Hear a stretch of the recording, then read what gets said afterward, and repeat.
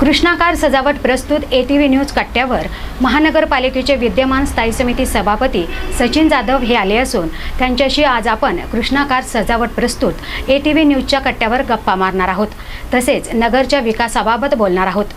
तर पाहूया कृष्णाकार सजावट प्रस्तुत ATV न्यूजचा विशेष कार्यक्रम ATV न्यूज कट्टा।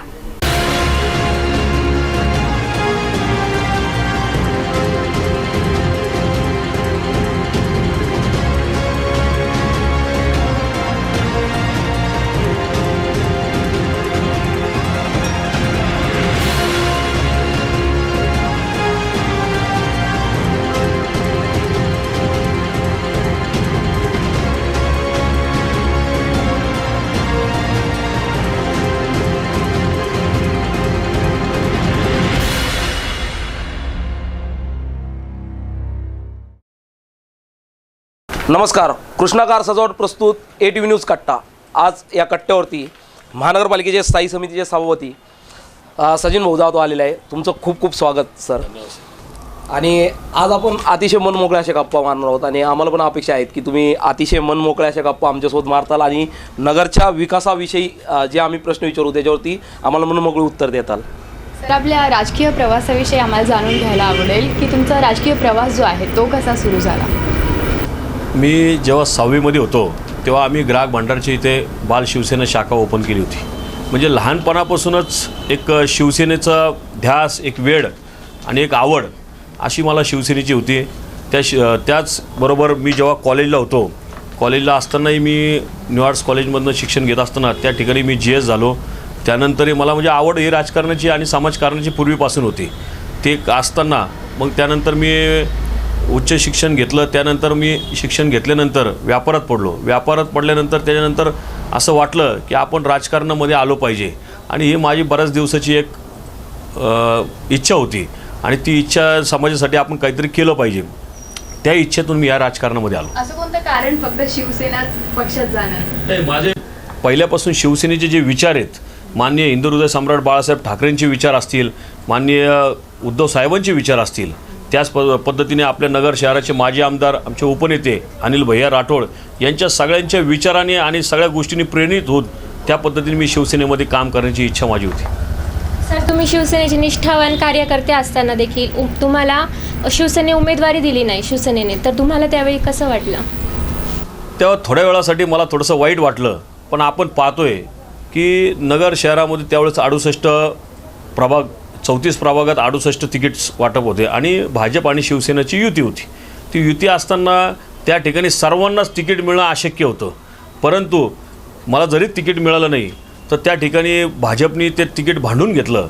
पण तिकीट जरी मिळालं नाही तरी माझ्यावर सर्वांनीच, आमचे उपनेते अनिल भैया राठोड असतील, आमचे जिल्हा प्रमुख असतील, त्याप्रमाणे आमचे शहर प्रमुख असतील, आमची सर्वच टीम, त्यांनी सर्वांनी माझ्यावर विश्वास दाखवला आणि मला त्या ठिकाणी पुरस्कृत केलं। त्यामुळं हे चालू असतं। नाही, पुरस्कृत करून उपयोग काय? कारण की जो धनुष्यबाण होता, जो तुम्ही आत्ता सांगितलं की 6वी पासून मी प्रेरित झालो होतो, मी शिवसेनेचा निष्ठावान कार्यकर्ता, हे सर्व गोष्टी आम्हाला, पण असं का होतं की नाही का एखाद्या निष्ठावान कार्यकर्त्याला ऐन वेळेस तिकीट भेटत नाही? ठीक आहे, त्यांनी पुरस्कृत केला, आम्ही सुद्धा होतो त्या मंदिरामध्ये, तिथून प्रचाराला सुरुवात झाली, ती तुमची बॅट चिन्ह होतं, परंतु जे धनुष्यबाण तुम्हाला लावायचं होतं ते काय लावता आलं नाही।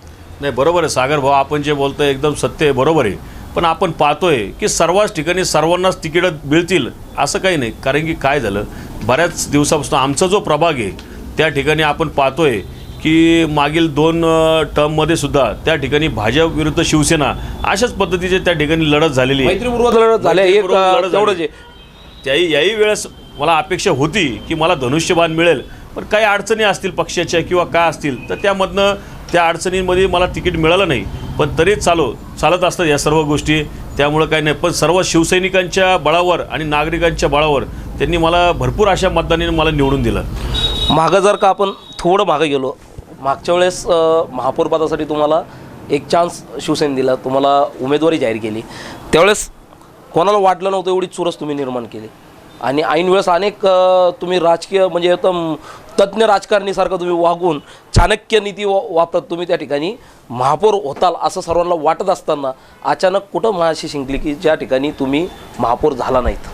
त्यावेळेस आमचे संपर्क प्रमुख भाऊ कोरगावकर असतील, आमचे शिवसेना उपनेते अनिल भैया राठोड असतील, आमचे जिल्हा प्रमुख गाडे सर असतील, त्याच पद्धतीने आमचे त्यावेळेसचे तत्कालीन शहरप्रमुख संभाजी कदम असतील, अनिल शेठ शिंदे असतील, त्याचप्रमाणे सातपुते साहेब असतील आणि असे सर्वच आमचे जे सर्वच नगरसेवक, ज्येष्ठ नगरसेवक आमचे शेंडगे साहेबापासून सगळेच सर्वांचंच मला त्या ठिकाणी पाठबळ मिळालं. त्याच पद्धतीने भाजपही आमच्यासोबत होती, त्यावेळेस भाजपचंही मला पाठबळ मिळालं.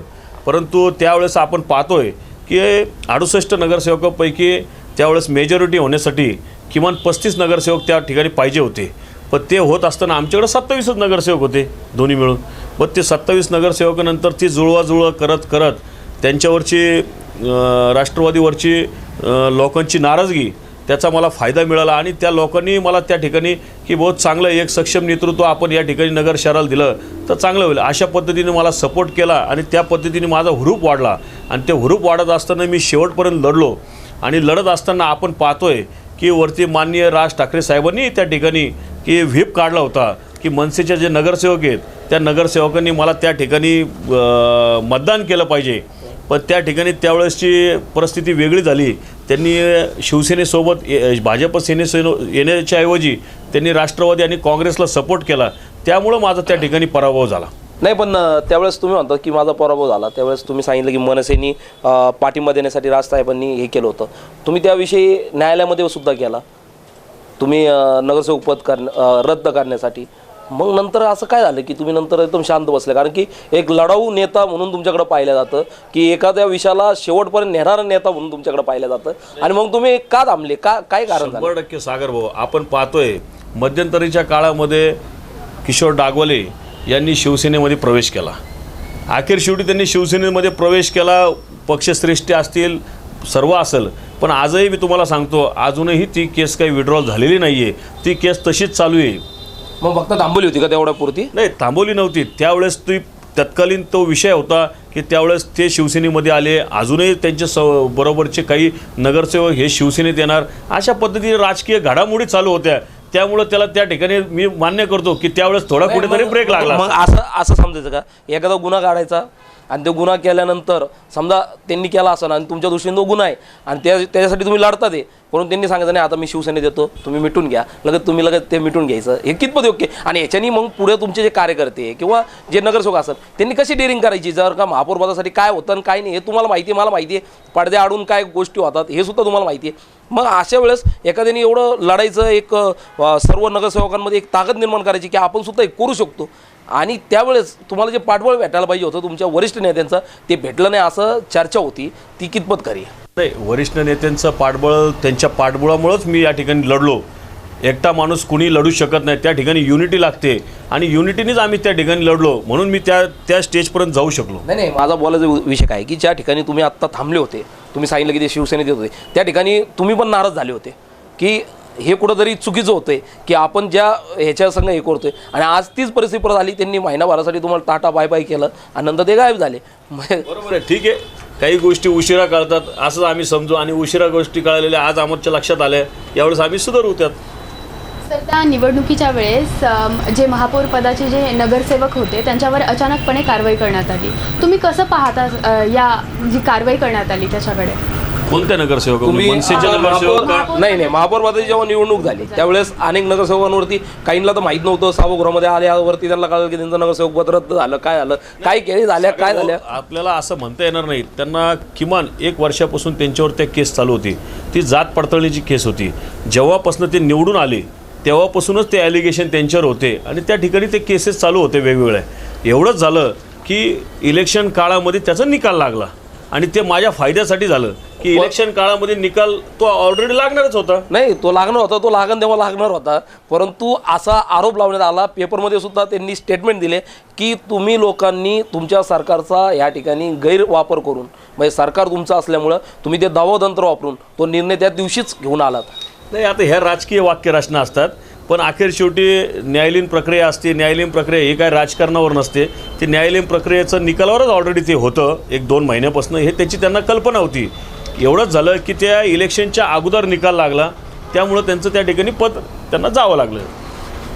जाधव साहेब, तुम्ही आता स्थायी समितीचे सभापती आहात. येणाऱ्या काळात नगर शहरासाठी तुमचं विजन काय असणार आहे? नगर शहर हे इतकं सुंदर व्हावं. नगर शहर सर्वात महत्त्वाचं, त्याचे रस्ते, त्याच पद्धतीने स्वच्छता, आणि आपण पाहतोय की नगर शहरामध्ये मागील मी जेव्हापासून सभापती म्हणून बसलो, आमच्या महापौरताई असतील, आमचे सभागृह नेते असतील, आमदार अनिल भैया राठोड असतील, त्याच पद्धतीने आमचे सर्वच सहकारी आम्ही पिंपळगाव माळवी या ठिकाणी आपण पाहतोय की 15 वर्षापासून त्या जागेवर नाव लागलं नव्हतं. किमान ती 700 एकर जागा आपल्या महानगरपालिकेची मालकीची आहे. पहिली तिथनं आपल्या नगर शहराची पाणी पुरवठा योजना आपल्या त्या ठिकाणी होती. आता आपल्या बऱ्याच वर्षापासून आपण मुळा डॅमवरनं आपल्याला पाणी येतं. आपण पाहतो की त्या 700 एकरमध्ये की एक मोठं असं की एक 8-10 जिल्ह्यामध्ये असं कोणतं एखादं पर्यटन स्थळ नाही आहे त्या पद्धती. कारण की आपण पाहतोय की आपल्याला शिर्डी आपल्याला जवळ आहे, शनी शिंगणापूर जवळ आहे, देवगड आपल्यासाठी जवळ आहे आणि आपला जो इथून वाहतुकीच्या दृष्टीने आपण जर पाहिले तर 6-7 जिल्ह्याला जोडणारा हा जिल्हा आहे. त्यामुळं पर्यटन स्थळासाठी आम्ही त्या ठिकाणी मोठ्या प्रमाणात आमचं विजन आहे आणि ते विजन असं आहे की किमान 2,000 ते 3,000 लोकांना त्या ठिकाणी 3 शिफ्टमध्ये वर्किंग मिळेल. नगर शहरासाठी त्याचं एक भव्यदिव्य आपण पाहतोय. नगर शहरामधून आमचे ज्यांचं लग्न झालेले मुली असतील त्या आल्या तर त्यांना कापड बाजार वगैरे या ठिकाणीच फिरण्याशिवाय दुसरीकडे पर्याय नसतो. आपण पाहतो आपणही त्या ठिकाणी कुठं मनोरंजनाचं आपल्याला साधनही कमी आहे. त्यामुळं आम्ही पिंपळगाव माळवी या ठिकाणी मोठ्या प्रमाणात प्रोजेक्ट करण्याचं आमचं त्या ठिकाणी ध्यास आहे. त्याच पद्धतीने उपनगरामध्ये ॲमेझिंग पार्क जिथं गंगा उद्यान आहे त्याच्या पाठीमागे ॲमेझिंग पार्क, त्याच पद्धतीने त्या ठिकाणी स्विमिंग टँक नाही आहे आणि आउटडोअर गेम्स आहेत पण इनडोअर गेम्ससाठी नाही आहे. तर आम्ही त्या ठिकाणी इनडोअर गेम्ससाठी त्या ठिकाणी आम्ही करणार आहोत. त्याच पद्धतीने आपण पाहतोय की उपनगरामध्ये सावडी उपनगरामध्ये अंत्यविधीसाठी खूप प्रॉब्लेम्स आहेत. आम्ही आता त्याच ठिकाणी भूमी अधिग्रहण कायदा या अंतर्गत आम्ही त्या ठिकाणी नोटिसा बजवायचं या ठिकाणी काम चालू आहे. त्या ठिकाणी आपलं रिझर्वेशन आहे, त्या रिझर्वेशनच्या जागेवर त्याचा काय मोबदला असेल TDRच्या माध्यमातून आपण त्या मूळ मालकाला आपण देणार आहोत आणि ती जागा आपल्या ताब्यात घेऊन त्या ठिकाणी अद्ययावत अशा प्रकारचं त्या ठिकाणी स्मशानभूमी आपण त्या ठिकाणी करणार आहोत. बाबा जोग निर्मल नगर तिकडे आहे या इकडे आपले सावडी बोलेगाव जो रोड आहे त्या ठिकाणी ऑलरेडी आरक्षित आहे. 30 मीटर रोडला आपली आरक्षित जागा आहे पण त्या मूळ मालकाचा काय मोबदला असेल तो आपण दिला की ती जागा आपल्याला मिळणार आहे.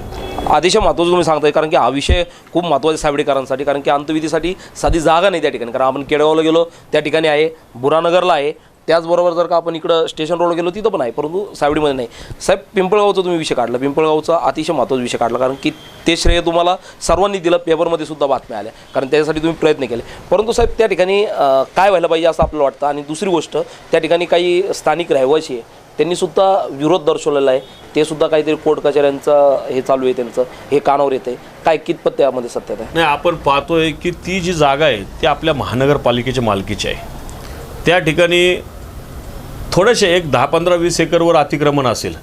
तो अतिक्रमणाचा भाग जरी आपण बाजूला सोडला तर उर्वरित जी जागा आहे त्या जागेमध्ये आपण त्या ठिकाणी पर्यटन स्थळ आपण विकास करू शकतो की जेणेकरून की बाहेरचा कोणताही जे शिर्डी शिंगणापूर देवगड असो किंवा अजून धार्मिक स्थळं आपल्या नगर शहरामध्ये भरपूर काही आहेत.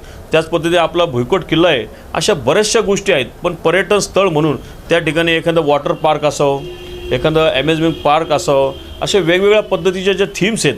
जसं आपण पाहतोय की वॉटर पार्कसारखे मुंबई असो पुणे असो इमॅजिकासारखे असो असे मोठे जे वॉटर पार्क आहे त्यांच्याबरोबर जर त्या आमच्यासोबत येत असतील तर त्यांनाही घेऊन आम्ही BOT प्रकल्प करू की जेणेकरून महानगरपालिकेची आजची जी आपण स्थिती पाहतोय त्याची तर महानगरपालिकेची त्या ठिकाणी त्यांना टॅक्सेस पण मिळेल, लोकांना रोजगारही मिळेल आणि नगर शहरवासियांना त्या ठिकाणी त्याचा फायदाही घेता येईल. अशा पद्धतीने सर्व एक धोरण या ठिकाणी ठरवून त्या पद्धतीने आम्ही करणार आहोत.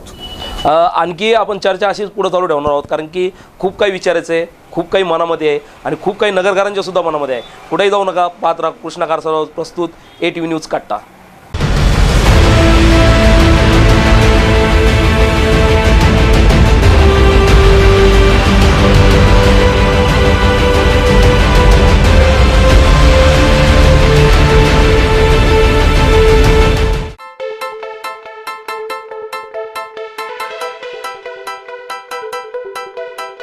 आता आला आहे ट्रेंड कार फॅशनचा. आपली कार सजवा मनासारखी, बदला तिचं रूप. कृष्णा कार सजावट, झोपडी canteen, Nagar Manmad road, Savedi, Ahmednagar. Mobile 99 75 36 46 12 88 88 85. 6688. नगरमधील नामांकित सनी इलेक्ट्रॉनिक्सच्या अभूतपूर्व यशानंतर परभाणे परिवार पदार्पण करत आहे Nikhil electronics and home appliances मध्ये सर्व प्रकारच्या इलेक्ट्रॉनिक गृहोपयोगी वस्तूंसाठी नगरमधील अतिभव्य अद्ययावत दालन Nikhil light house and home appliances. ठिकाण निखिल लाईट हाऊस 4040 मैदान आड महाजन गल्ली अहमदनगर. Landline number 0241 247 0002.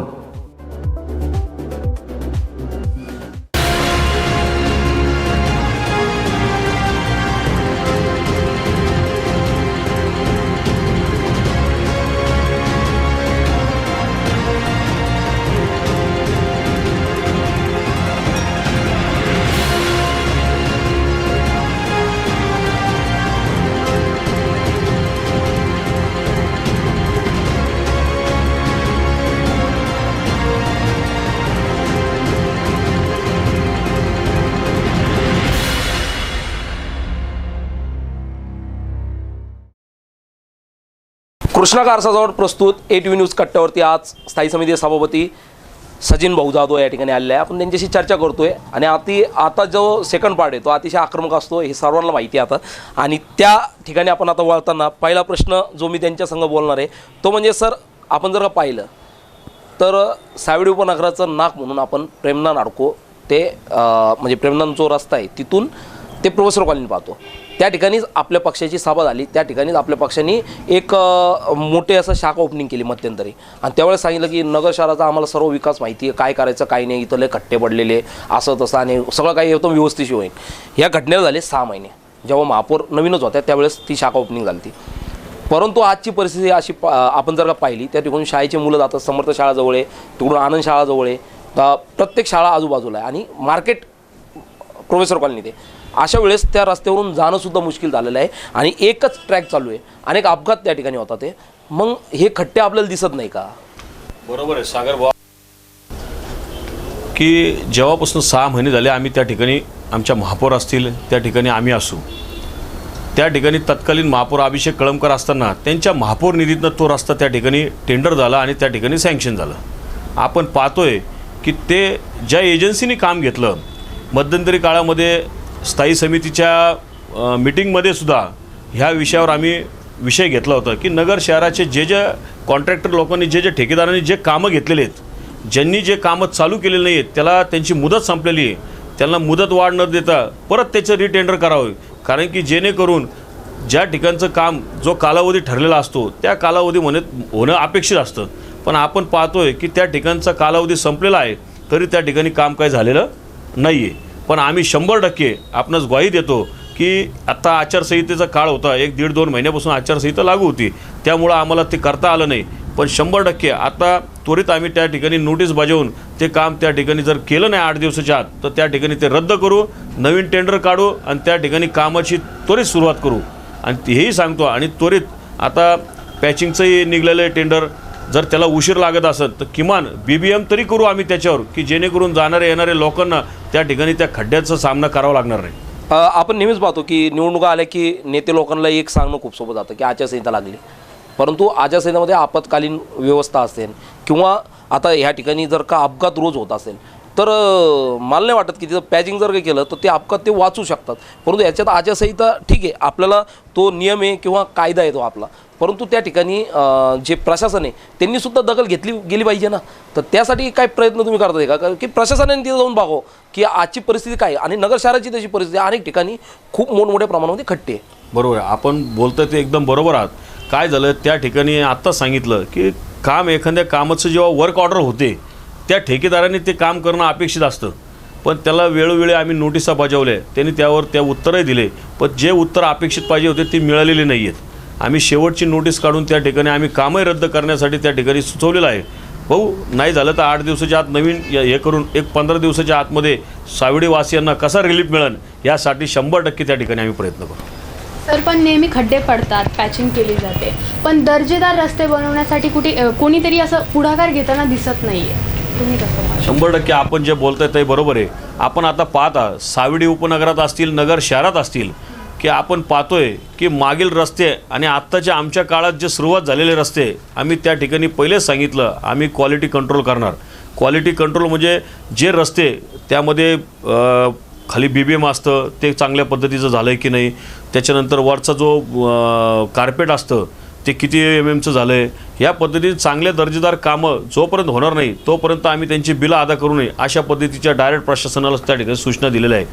आपण पाहतो जेव्हा रस्ते होत असतात, माझी नगर शहरातील नगरवासियांनाही विनंती आहे की जेव्हा कोणी रस्ते होत असतात त्या रस्ते व्हायच्या अगोदर 8-10 दिवसापासून त्या ठिकाणी आपल्याला कळवलं जातं.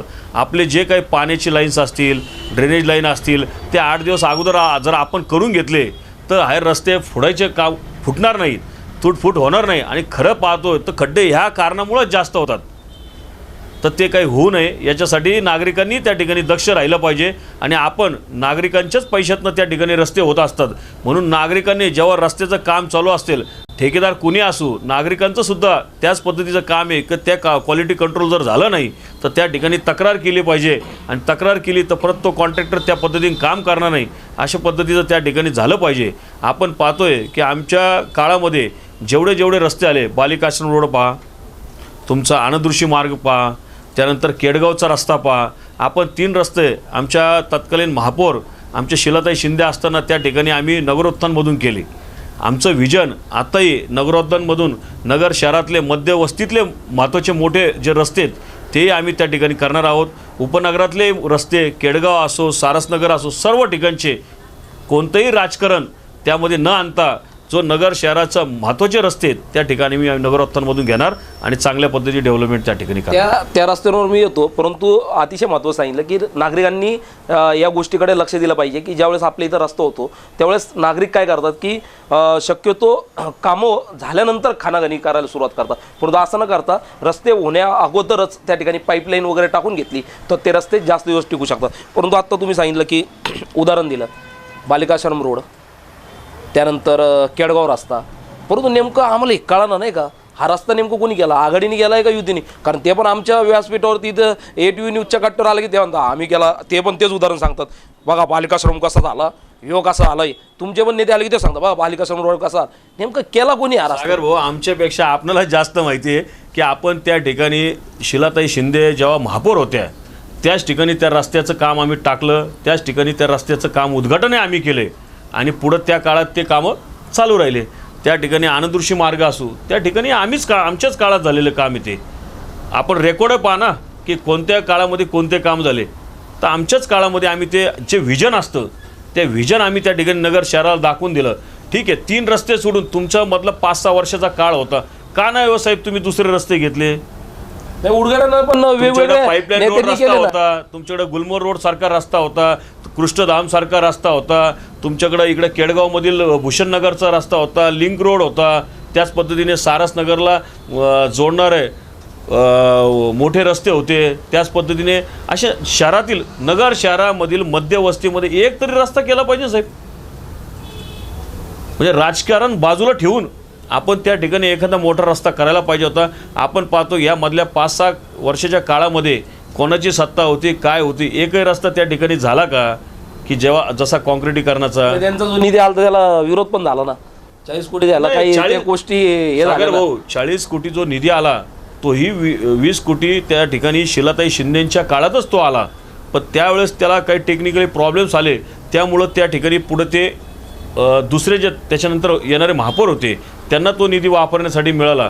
पण त्यावेळेस सुद्धा महानगरपालिकेचे जो 50% जो त्याचा हिस्सा भरायचा होता 20 कोटी तो भरता नाही आला. आणि आत्ता शेवटच्या काळामध्ये आम्ही त्या ठिकाणी 40 कोटीचा पूर्ण त्या ठिकाणी आपण पाहतोय की एक नगर शहरामध्ये नगर मध्यवस्ती असो, सावडी उपनगर असो, केडगाव असो किंवा सारसनगर असो, सर्व ठिकाणचे महत्त्वाचे रस्ते त्यामध्ये घेतले होते. पण नंतर तत्कालीन जे कोणी महापौर असतील त्यांनी त्यामध्ये फारसा बदल केला, त्याच्या विरुद्ध आम्ही उठावही केला. आपण पाहतोय की आमचं नगर शहरातला सर्वात जास्त टॅक्सेस देणारा भाग तर माझा होता, त्या ठिकाणचा तर एकही रस्ता घेतला नाही. म्हणजे त्या ठिकाणी राजकारण विरहित आपण जो महापौर असतो त्यांनी त्या ठिकाणी ते काम केलं पाहिजे.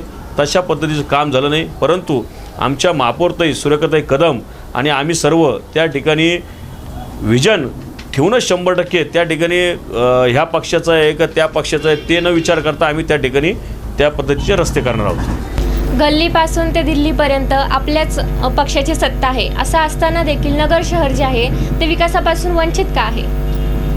नगर शहरामध्ये 6 महिन्यापूर्वी आपली शिवसेनेची सत्ता आली. 100% वरती महाराष्ट्रामध्ये आम्ही सत्तेमध्ये सहभागी आहोत, वरती केंद्रातही आम्ही सत्तेमध्ये सहभागी आहोत. निधी आणण्यासाठी आमचा सर्वतोपरी प्रयत्न चालू आहे. आपण पाहतोय की आम्ही मागेच जवळपास नगर शहराचा एक 100 ते 125 कोटीचा आराखडा माननीय मुख्यमंत्री साहेबांकडे त्या ठिकाणी दिलेला आहे.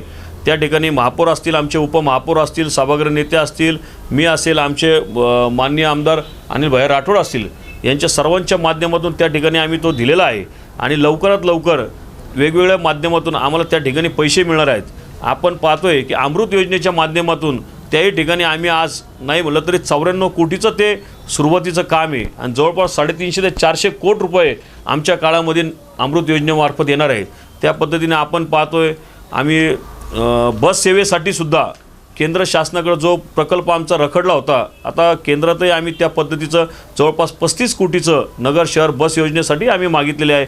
त्याच पद्धतीने आमचे देशपांडे दवाखाना असो, बाळासाहेब देशपांडे, त्यासाठी आपण कालच पेपरमध्ये वाचलं असेल की बाळासाहेब देशपांडे असतील, मंगलगेटचा दवाखाना असेल, असे जे छोटे छोटे उपकेंद्र आहेत त्यासाठी जवळपास आम्हाला 5 कोटीचा निधी मिळावा, तोही प्रस्ताव आम्ही त्या ठिकाणी शासनाकडे पाठवलेला आहे. आणि आपल्याला माहिती आहे की त्या सर्व गोष्टींना कुठंतरी टेक्निकली सगळ्या गोष्टींना थोडासा वेळ लागला असतो. 100% नगर शहरामध्ये जास्तीत जास्त चांगला विकास कसा करता येईल आणि चांगल्या गोष्टी कशा करता येईल यासाठी आम्ही 100% निधी आणणार म्हणजे आणणार. साहेब, आत्ता तुम्ही सांगितलं की AMTचा विषय घेतला, परंतु आपल्याला माहीत असेलच की 2 दिवसापूर्वी JTVने एक बातमी लावली होती, दे धक्का म्हणून. तर जर का खासदारसारख्या माणसाला, लोकप्रतिनिधीला त्या ठिकाणी त्यांच्यासमोर ही सगळी घटना घडते, त्या ठिकाणी अनेक नगरसेवक होते, कारण की ते निवडणुका चालू होत्या, त्यांना ते बस टाकू लागली, त्याला काचा नाही, ती एकदम दयनीय अवस्था आहे आणि कधी काय होईल याचा भरोसा नाही. मग अशा परिस्थितीमध्ये एक स्थायी समिती सभापती म्हणून तुम्ही प्रशासनाला काय ऑर्डर देताल किंवा प्रशासनाकडून काय तुम्हाला अपेक्षित आहे की त्या ठिकाणी त्या गाड्या चेक केल्या पाहिजे किंवा त्या गाड्या पूर्णपणे खटारा झालेल्या आहे आणि त्याच्यामध्ये जीव मुठीत घेऊन प्रवासी करतात, फक्त सेवा द्यायची म्हणून अशी सेवा काय कामाची?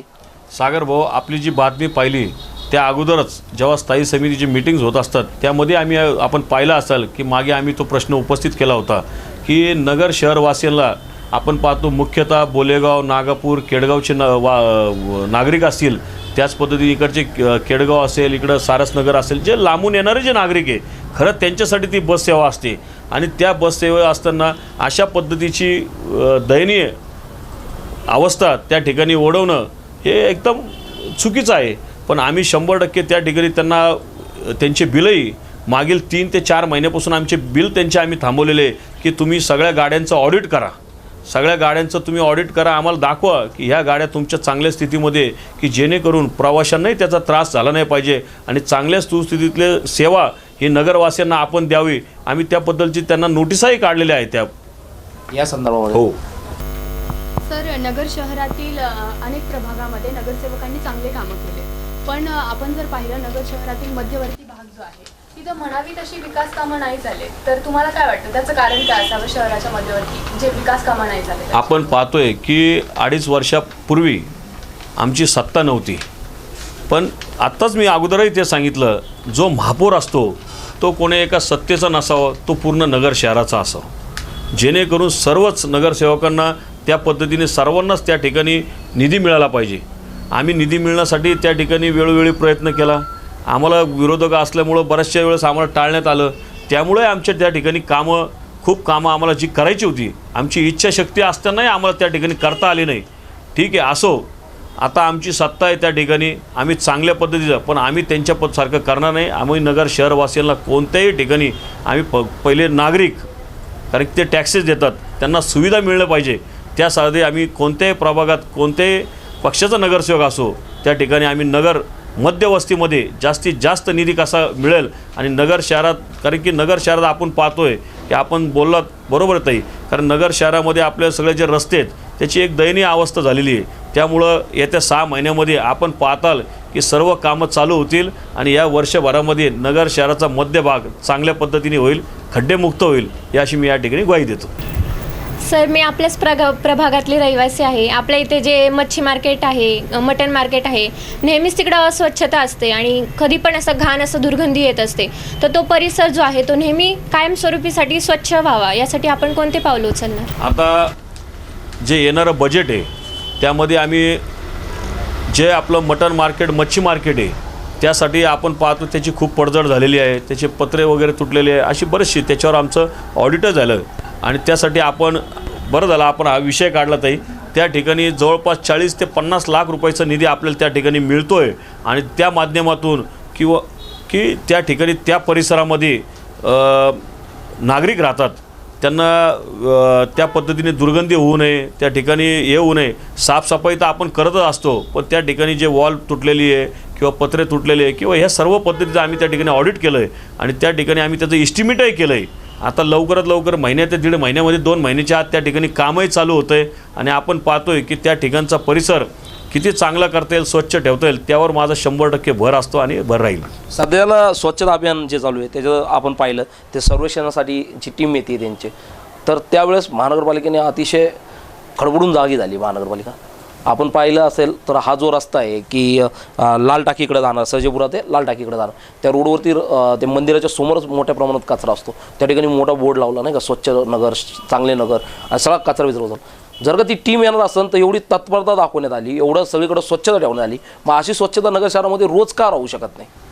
आपण पाहतोय की नगर शहरामध्ये आपण सांगितलं सागर भाऊ बरोबर आहे, स्वच्छता राहण्यासाठी सर्वात सुरुवातीला आम्ही आमचे महापौर किंवा आम्ही असू किंवा कोणतं काम केलं असेल तर प्रत्येक ठिकाणी आम्ही सुरुवातीलाच कॉम्पॅक्टर घेतलं आहे. अजून 3 कॉम्पॅक्टर आम्ही त्या ठिकाणी सुचवलेत किंवा 4 झोनला 4 कॉम्पॅक्टर असावे. त्या ठिकाणी ते मोठे डस्टबिन्स असावेत की जेणेकरून तो कचरा त्यामध्ये पडला पाहिजे आणि त्या ठिकाणी बाहेर कचरा रस्त्यावर सांडला नाही पाहिजे की जेणेकरून दुर्गंधी होऊ नये. त्याच पद्धतीने आम्ही अजून दुसरं आपण पाहतोय की पुणे आणि मुंबईसारख्या शहरामध्ये जे फुटपाथ असतात किंवा साईडला असतात त्या ठिकाणी कचरा टाकायसाठी प्रत्येक ठिकाणी डस्टबिन्स असतात. आम्ही त्याची आत्ता प्रोव्हिजन केलेली आहे. म्हणजे स्वच्छ कसं राहील नगर शहर त्यासाठी आमचा जास्तीत जास्त प्रयत्न राहणार आहे आणि त्याच्यासाठी जास्तीत जास्त खर्च आम्ही लोकांसाठी त्या ठिकाणी आरोग्याच्यासाठी करणार आहोत. महापौरांनी पुढाकार घेतला, अनेक ठिकाणी महापौर स्वतः गेल्या आणि त्या ठिकाणी त्यांनी साफसफाई केली. हे असत्य नाही आहे, हे सत्य आहे, हे सगळ्यांनी बघितलं. परंतु नगरसेवकांनी त्यांना मानवी तेवढी साथ दिली नाही असं आपण पाहिलेलं आहे इतर पण नगरसेवकांनी. कारण की त्या अनेक कार्यक्रमामध्ये बाकीचे नगरसेवक सहभागी नाही झाले, त्याच्या बातम्यासुद्धा पेपरला आलेल्या आहे. नाही, आपण असं म्हणता येणार नाही, कारण की आपण पाहतोय की प्रत्येक प्रभागामध्ये जवळपास 1 ते 1.5 वर्षापासून त्या ठिकाणी स्वच्छता अभियान राबवलं जाते. लोकांमध्ये त्यामध्ये वेगवेगळ्या पद्धतीचं आपण म्हणतो ना की त्यांना सूचना दिल्या जात आहेत की या ठिकाणी आपण जर हे केलं तर हेच आपल्या आरोग्यासाठी धोकादायक आहे. अशा आपण पाहतोय की कोणतंही शहर असो किंवा काही असो एका रात्रीत किंवा एका दिवसात कुठं स्वच्छ होऊ शकत नाही. त्यामध्ये नागरिकांचाही सहभाग असावा लागतो. आपण पाहतोय की पूर्वीच्या प्रमाणापेक्षा कमीत कमी 50 ते 60% प्रमाण हे त्या पद्धतीचं झालेलं आहे आणि आता येत्या काळामध्ये जवळपास आत्ता 70 आम्ही परत ते मोठे कंटेनर मागवलेत. अजूनही 120 कंटेनर आपण मागवतोय जेणेकरून जो रस्त्यावर जो कचरा पडतोय तो आपल्याला दिसणार नाही आणि पुढील काळामध्ये आपण ज्या पद्धतीने सांगता नगर शहरासाठी जे चांगलं राहील त्या पद्धतीने आम्ही त्या ठिकाणी कार्य करणार आहोत. सर, आपण टीव्हीवर रोजच बातम्या पाहतो की शिवसेना जी आहे ती भाजप सरकारमधून कधी बाहेर पडेल याचा भरोसा राहिलेला नाही आहे. तर अशा परिस्थितीत नगर शहरामध्ये शिवसेनेची परिस्थिती काय राहील? नगर शहरात आपण पाहतोय की पूर्वीपासूनच शिवसेना ही एकदम स्ट्रॉंग आहे आणि स्ट्रॉंग असतानाच त्या पद्धतीने आम्ही सर्वच आमचे जे मित्रपक्ष असतील त्यांनाही त्या ठिकाणी आम्ही आमच्यासोबत घेऊन जाण्याचा प्रयत्न आम्ही प्रत्येक वेळेस केलेला आहे. आपण जेव्हा विषय काढला आता आमचे मित्रपक्षालाच तिकीट देण्यासाठी आम्ही त्या ठिकाणी जागा सोडली. म्हणजे त्या ठिकाणी शिवसेनेचा नगरसेवक निवडून येणार असला नाही त्या ठिकाणी आम्ही भाजपला सोबत घेऊन गेलो ना. कोणत्या ठिकाणी म्हणजे नगर शहरामध्ये भाजप आणि शिवसेना ही बरोबरच होती. पण आता वरच्या लेवलला समजा काही घडामोडी होत असतील तर काही नाही, पुढच्या वेळेस शिवसेना स्वतःच्या हिमतीवर जसे आम्हाला आदेश येतील त्या पद्धतीने आम्ही लढू. तशी जर का निवडणूक झाली, समजा युती तुटून जर का निवडणूक झाली नगर शहरामध्ये, तर शिवसेनेची किती सीटं निवडून येऊ शकतात? युती तो जर नाही झाली तरी शिवसेनेची एक हाती सत्ता येण्यास मला तरी वाटतं की काय हरकत नाही. 100% एक हाती सत्ता. माननीय आमदार अनिल भैया राठोड असतील, आमचे संपर्क प्रमुख भाऊ कोरगावकर असतील, आमचे जिल्हा प्रमुख शशिकांतजी गाडे सर असतील, शहर प्रमुख आमचे सातपुते साहेब असतील आणि आमचे सर्वच माजी महापौर, आजी महापौर, सर्व जी टीम आहे नगरसेवक ते त्या ठिकाणी सज्ज झालेली आहे. कारण युतीचा परिणाम आपण बघितला की नगर शहराची जी विधानसभा झाली त्यावेळेस युती तुटली. त्यावेळेस म्हणजे 25 वर्षापासून जे आमदार होते नगर शहराचे त्यांना अतिशय निसटता असा पराभव स्वीकारावा लागला. मग तुम्ही कसं काय बोलू शकता की एक हाती सत्ता येऊ शकते म्हणून? आपण पाहतो सागर भाऊ, ज्या वेळेस ज्या काळामध्ये विधानसभेची इलेक्शन झालं त्यामध्ये एक हवा होती, एक लाट होती. आता लाट आपण पाहतोय की प्रत्येक राज्यामध्ये सर्व ठिकाणी एक लाट असते, ती विरत चाललेली आहे. प्रत्येक वेळेस लोकांना माहिती असतं की कोणत्या कारणामुळं कोणता माणूस त्या ठिकाणी त्याला पराभव स्वीकारावा लागला. तर जनतेला माहिती झालेलं आहे की कोणत्या कारणामुळं त्या ठिकाणी पराभव स्वीकारावा लागलेला आहे. त्यामुळं त्या पद्धतीचं काही विषय नाही. आता कोणती लाट राहिलेली नाही आहे. त्यामुळं आता शिवसैनिक हा जागा झालेला आहे आणि त्या ठिकाणी तो त्याच्या लक्षात आलेलं आहे. महानगरपालिकेत पण आपण पाहिलं सचिन भाऊ, तर आपलं एक लक्षात येतं की शिवसेना आणि भारतीय जनता पार्टीचं म्हणावं तेवढं पटत नाही. महापौर एका साईडला असतात, उपमहापौर एका साईडला, जरी ते फोटो काढण्यापुरतं वगैरे जर का समोर येत असतील काही विकासाची कामं घेऊन, परंतु जर का आपण पाहिलं ते इकडं तुमच्या टीमने सांगायचं की आपण यावेळेस म्हणजे जे मध्ये पैसे जमा झाले होते नोटाबंदीनंतर जो टॅक्स लोकांनी भरला होता त्यावेळेस सर्वांनी सांगितलं की आपण जे ठेकेदारांची बिलं थकले ते देऊ. दुसरीकडे त्यांनी भोंगा लावायचा नाही, आता फेज 2चं जे पाईपलाईन टाकायची त्याच्यावर जी मोटर बसवायची ते आपण करू. मग असं तुमच्या जर का तिथं मित्रपक्ष तुमचे तुम्ही सगळे एकत्र असताना असं जर का दोन फाटे जर का फुटले गेले तर कसं काय विकास होऊ शकतो असं वाटतं तुम्हाला? नाही, त्या ठिकाणी दोन फाटे वगैरे फुटले गेले नाही सागर भाऊ. विचार, प्रत्येक माणसाला आपला विचार मांडण्याची त्या ठिकाणी मुभा असते. तर त्यांनी त्यांचा त्या ठिकाणी विचार मांडला असेल.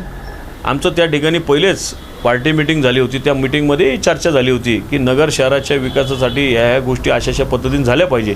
असं हे जे सांगण्यात येतं आहे वारंवार की ठेकेदारांची बिले, असं कोणतंही त्यामध्ये नाही विषय होता. त्यामध्ये विषयच तसे होते, विषयपत्रिकेवर विषय घेतानाच की ते जे पैसे जमा झालेत त्याचं नियोजन कसं करायचं ह्या विषयावर चर्चा चालू होती. की असं कोणते की पैसे आले लगेच ठेकेदारांची बिलं काढायची की किंवा काही असं विषय नव्हता. काही जुने बिलं निघावं किंवा असं काही असा कोणताही विषय नव्हता. त्यामुळं आपल्याला तसं वाटलं असेल. पण महासभेत आम्हाला नाही वाटलं साहेब, हे पेपरला येतं ते साहेब, आमच्यावर येऊ नका तुम्ही, आम्ही सांगतो पेपरला बातमी आलेली आहे. आणि दुसरी गोष्ट जर का आपण पाहिलं महासभेमध्ये जर का सर्वजण आक्रमक ज्यावेळेस विरोधक होता त्यावेळेस शिवसेनेचा गड हा लढवायचं काम काही तुम्ही मोजकेच 4-5 नगरसेवक करत असतात. त्या ठिकाणी पण मित्रपक्ष असं तुम्हाला म्हणावं तेवढी अशी साथ देताना आम्ही कधी पाहिलं नाही. आपण पाहिलंय सागर भाऊ, आता जे इलेक्शन घडलंय ते नगर शहराच्या म्हणजे जनतेने पाहिलं आहे की न भूतो न भविष्य ते असं इलेक्शन घडले. त्यामुळं सर्वच पक्ष कोण कोणत्या पक्षामध्ये कोणत्या ठिकाणी होता किंवा कोण कोणाच्या पद्धतीने कोणाच्या सपोर्टने उमेदवारी एकमेकाला होती. त्यामुळं अशा काही गोष्टी घडतात. नेमकं काय तुम्हाला म्हणायचं काय, कारण की ही ब्रेकिंग न्यूज होऊ शकते आमच्यासाठी. नेमकं तुम्ही काय सांगता ते आम्हाला काय असं खुलंच बोलून मी सागर भाऊ, आपण पाहिलं नगर शहरामध्ये जेव्हा आपलं महापौर इलेक्शन झालं त्यामध्ये आपण पाहतोय की कशा पद्धतीचं सगळं इलेक्शन त्या ठिकाणी झालं.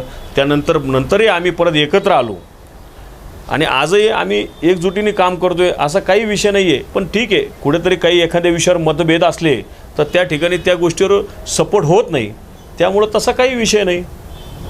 सर, प्रोफेसर कॉलनी संकुलनाची निविदा निघालेली आहे. तुम्ही पूर्वी हे संकुलन पाडायला विरोध केला होता, पण आता चेंडू तुमच्या स्थायी समितीकडे आलाय, तर तुमचा काय निर्णय असेल याच्याविषयी? आमचा संकुलासंदर्भात एकदम पहिले आणि आजही एकदम स्वच्छ असा आमचा त्या ठिकाणी शिवसेनेचा अजेंडा आहे की जे कोणी समजा BOT तत्वावर त्या ठिकाणी गेलं तर त्या ठिकाणी जे मूळ गाळेधारक आहे त्यांना प्राधान्याने त्या ठिकाणी त्या गाळे मिळावे. हा आमचा शिवसेनेचा पूर्वी अजेंडा होता आणि आजही आहे की त्यांनाही आम्ही त्या ठिकाणी विस्थापित होऊन देणार नाही. मूळ गाळेधारकांनाही त्या ठिकाणी गाळे मिळाले पाहिजे, हीच भूमिका आमची होती. पाहतोय आपण आज सावडी उपनगरासारख्या अशा ठिकाणी की ज्या ठिकाणी नगर शहराच्या वैभवात भर पडेल अशाही वास्तू आपण झाल्या पाहिजे. सर्व नागरिकांची त्या ठिकाणी इच्छा आहे. आज आपण पाहतोय एकीकडे नगर शहराची परिस्थिती महानगरपालिकेची पूर्ण बिकट झालेली आहे. कामं करणं अशक्य झालेलं आहे, लोकांचे पेमेंट देणं अशक्य झालेले आहे, कामगारांचे पगार निघणं अशक्य झालेलं आहे. एका पद्धतीने आपण असा विचार करतो आणि दुसऱ्या बाजूने आपण त्या ठिकाणी जर संकुल झालं की नगर शहरामध्ये बाजारपेठ झाली पाहिजे, लोकांना त्या ठिकाणी धंदे करण्याची एक आपण पाहतोय नगर शहरामध्ये सुशिक्षित लोकही खूप आहेत, बेरोजगार आहेत, त्यांनाही तिथं उत्पन्न कामगारांना काम मिळालं पाहिजे. अशा पद्धतीचं त्या ठिकाणी संकुल, चांगल्या पद्धतीचं संकुल उभं राहावं ही सर्वांचीच त्या ठिकाणी इच्छा आहे. आणि ते होत असताना जे गाळेधारक आहे त्यांना विस्थापित होऊन देणार नाही, या ठिकाणी मी ग्वाही देतो. नाही, त्या ठिकाणी त्यांची पण तीच इच्छा होती ना, एक चांगलं मार्केट व्हावं, चांगले गाळे व्हावे. आणि ते सुद्धा म्हणत होते ना की गाळेधारकांना आम्ही कुठं हे करतोय म्हणून. पण पाहतो ना, आमचा शिवसेनेचा अजेंडा आहे. आपल्याला माहिती आहे, आम्ही वेळोवेळी त्या ठिकाणी गाळेधारकांसाठी भांडलोय, आजही भांडतोय. सत्तेत असतानाही आम्ही त्यांच्यासाठी भांडतोय. साहेब, आपण जर का प्रशासनासंग भांडतोय. दिल्ली गेटचा जर का विचार केला तर तिथले जे गाळे पडले तेव्हा पण त्या ठिकाणी शिवसेनेने पुढाकार घेतला होता, परंतु नंतर त्या गाळेधारकांचं झालं काय? ते गाळेधारक आज आहे कुठं काय कोणाला माहीत नाही साहेब. त्यावेळेस तत्कालीन महानगरपालिकेमध्ये शिवसेनेची सत्ता नव्हती. आज महानगरपालिकेमध्ये शिवसेनेची सत्ता आहे. 100% आम्ही त्यांना विस्थापित होऊन देणार नाही. साहेब, असं होऊ नये, परंतु समजा दुर्दैवाने असं झालं समजा की समजा 2.5 वर्षानंतर तुमची सत्ता गेली, ते काय प्रोजेक्ट काय लगेच एका दिवसात बांधून होणार नाही, आणि त्यावेळेस गाळे द्यायची वेळ आली आणि त्यावेळेस जर का सत्ता दुसऱ्याची असतात आणि नाही दिले गाळे, मग नगर शहरवासियांना हे सर्व गोष्टी पुढे येणाऱ्या काळात दिसणारच आहेत. कारण की त्या गोष्टी आम्ही जे बोलतो तेच करून दाखवतो. त्यामुळंच नगर शहरामधील लोकांचा शिवसेनेवर विश्वास आहे आणि हा विश्वास हा कायम राहणार आहे. हा, निश्चितच या ठिकाणी थांबायची वेळ झालेली आहे. आम्ही जे बोलतो तेच करून दाखवतो. निश्चितच त्यांनी आज जे कट्ट्यावरती सांगितलेलं आहे की नगरचे रस्ते हे अतिशय सुंदर होणार आहे.